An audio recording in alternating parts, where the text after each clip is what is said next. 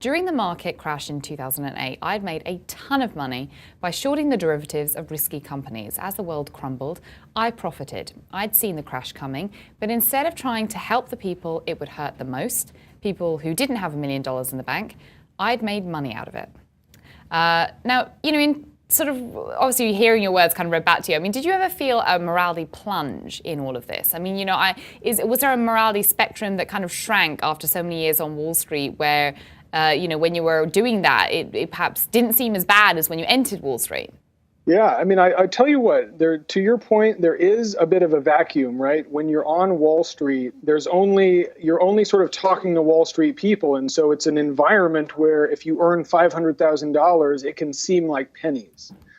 But there's actually a bigger issue that you're hitting at that I don't think that many people are talking about, which is that, one of the big sort of groups of respondents to my article has been college kids, right? Like kids that are graduating from really good schools, Yale, Dartmouth, and they're saying like, what do I do? I'm so scared that if I don't go to Wall Street or if I don't try to get a really prestigious job, then I'm sort of going to disappear.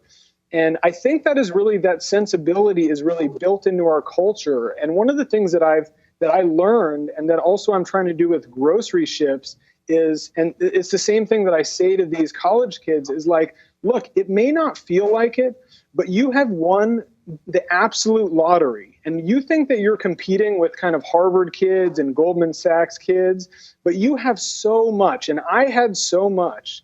And, if you think of a kid coming out of Dartmouth versus a kid that grew up in South LA that isn't going to college, like that kid in Dartmouth is never going to have it as hard as that kid in South LA. And so one of the things that I decided to do with Groceryships is say, look, I'm going to stop trying to beat the people that have more than me. I'm going to stop trying to compete and win and make $1 billion. And instead, I'm going to recognize all the gifts that I've been given and all the luck and all the even the talent that I was given, that came from somewhere. That's not something that I did. And with that talent comes a great responsibility. And that responsibility is to help the people that didn't have it as easy as I did.